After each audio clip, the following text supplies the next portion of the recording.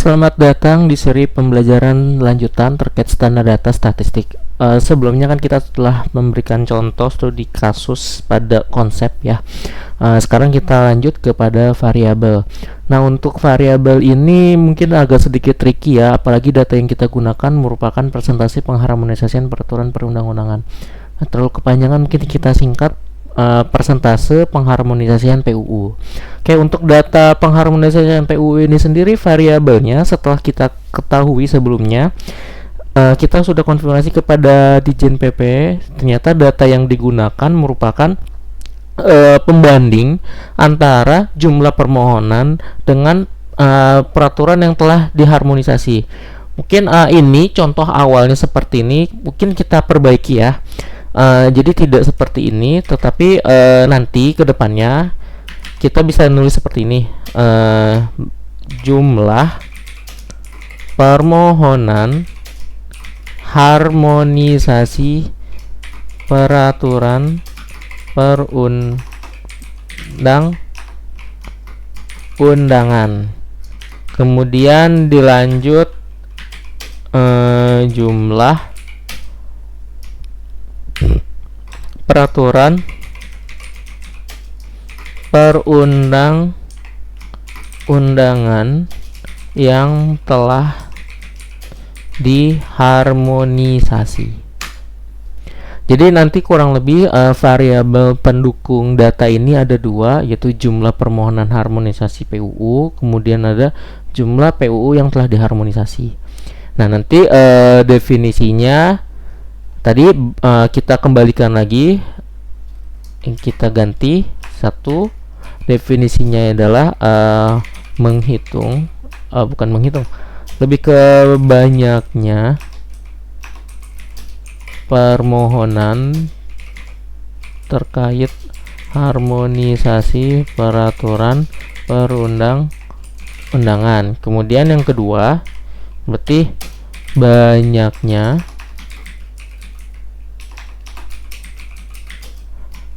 peraturan perundang-undangan yang telah diharmonisasi.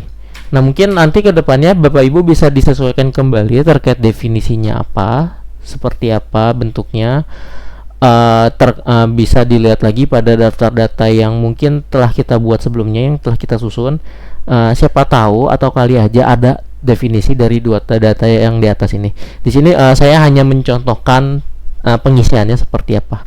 Mungkin gambarannya seperti ini. Kemudian untuk yang rujukan konsepnya ini kita kembalikan lagi ke atas, ke harmonisasi PUU. Kemudian untuk unit observasi ini adalah data ini tuh lingkupnya apa gitu, di lingkup mana. Kan bisa dilihat nih pada definisi terkait unit observasi ini, itu digunakan untuk menggambarkan jenis atau kelompok unit observasi yang diukur oleh variabel. Nah, variabel ini berperan sebagai karakteristik yang dimiliki oleh unit observasi, diantaranya bisa orang, rumah tangga, unit usaha, instansi, desa, atau kelurahan. Nah, mungkin ini ada contoh umumnya. Jika variabel umur, maka jenis kelompok unit observasinya biasanya individu atau perorangan gitu.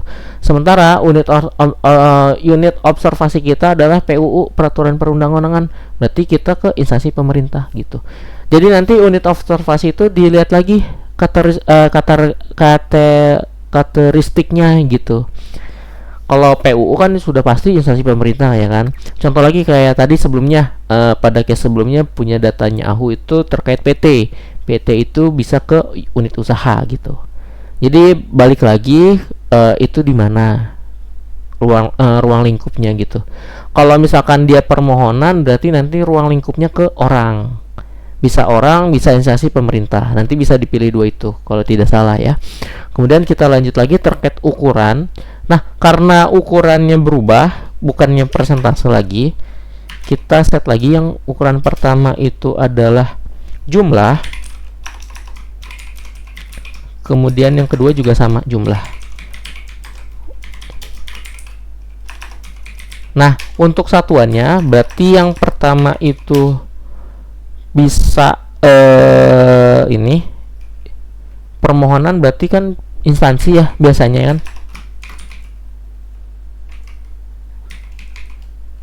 Kemudian yang kedua ini itu peraturan yang telah diharmon, berarti satuannya peraturan.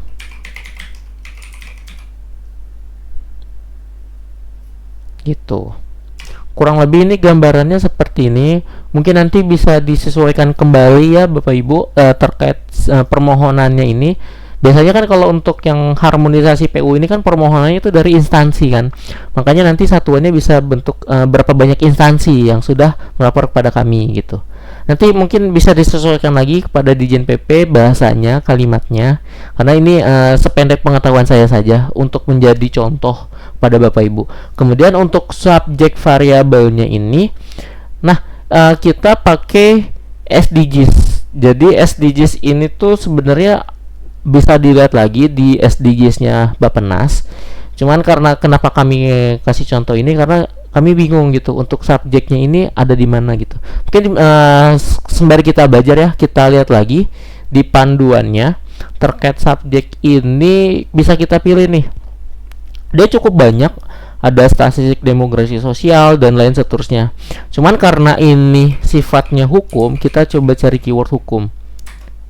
Hukum itu ternyata hanya mencakup pada peradilan dan kriminal. Sepertinya tidak cocok ya, karena dia pembahasannya terkait sistem peradilan, keadilan, keselamatan korban dan seterusnya. Mungkin kita coba cari lagi di statistik berikutnya.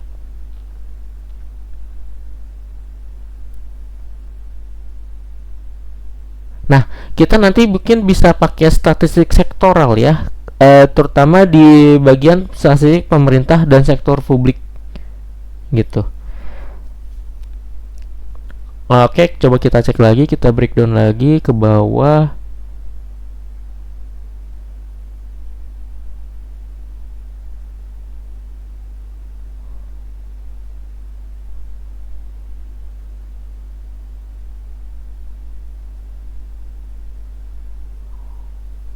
Ya, kita sesuaikan lagi, berarti kita masuk ke statistik sektoral.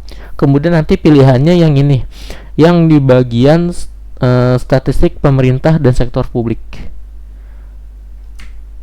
Berarti kita ambil, kita taruh di sini, kita ganti ke ini.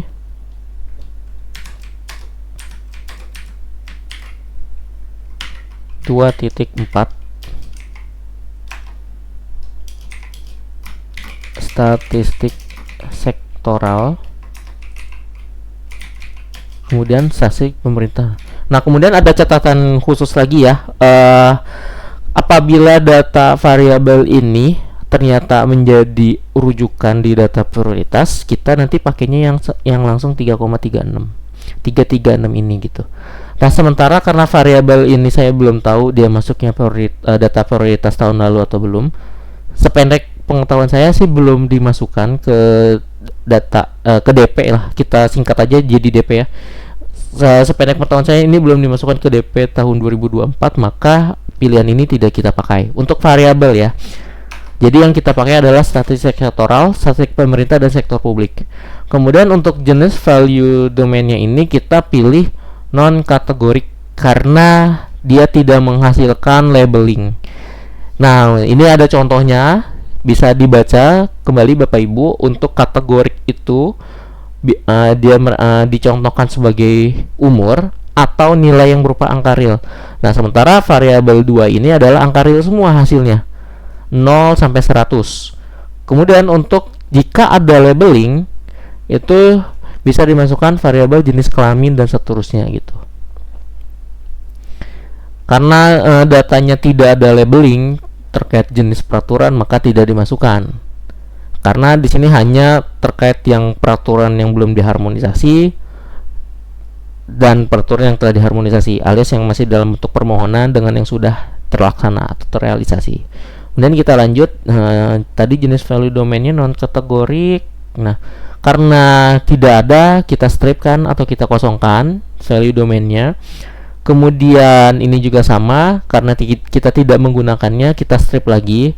Nah, untuk aturan validasinya, karena ini aturan validasinya terkait jumlah, berarti kita tulis di sini satu, jumlah tidak boleh bernilai negatif atau minus. Variabel kedua juga sama, jadi kita samakan. Kemudian untuk referensinya itu bisa pakai RKP, rencana kerja pemerintah tahun 2024, atau Renstra, Kementerian Hukum 2024. Karena kan yang seperti kita tahu bahwa Renstra ini belum ada update, jadi kita masih pakai yang 2024. Kurang lebih ini contoh lanjutan dan sekaligus studi kasus ya, terkait persentase harmonisasi peraturan perundang-undangan. Kurang lebih ini gambarannya. Kalau ada saran atau kritik bisa chat di kolom komentar ya Bapak Ibu, atau mungkin ada mau ini, kalau saya ada salah gitu ya, ingin melakukan pembenaran, saya persilahkan, karena di sini kami sama-sama belajar ya Bapak Ibu. Jadi sekian dan terima kasih untuk saat ini, untuk penjabaran terkait variabel ini. Nanti kita lanjutkan di seri berikutnya, yaitu terkait indikator.